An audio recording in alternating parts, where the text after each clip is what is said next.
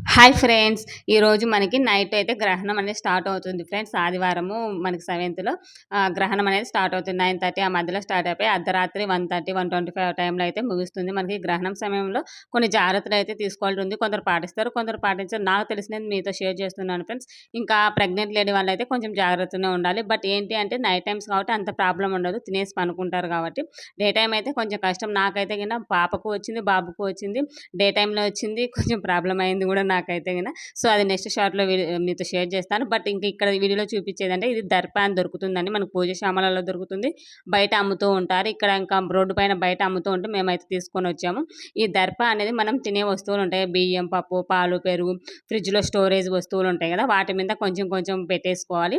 తర్వాత గ్రహణం అయిపోయిన తర్వాత నెక్స్ట్ డే అవన్నీ తీసేసి ఇల్లయితే క్లీన్ చేయాలి. పూజ గదితో సహా అన్నీ క్లీన్ చేసేసుకొని తర్వాత అయితే పూజ చేసుకోవాలి ఫ్రెండ్స్. ఇదైతే గిన తెలియని వాళ్ళుంటే తెలుసుకోండి. ఇంకా ఖచ్చితంగా ఈ దర్ప అనేది తినే వాటి మీద అయితే పెట్టండి. ఇంకా నెక్స్ట్ డే ఇల్లంతా క్లీన్ చేసుకోవడం అయితే ఇంకా పూజ గది మొత్తం అంతా క్లీన్ చేసుకున్న తర్వాతనే పూజ అనేది స్టార్ట్ చేయాలి ఫ్రెండ్స్.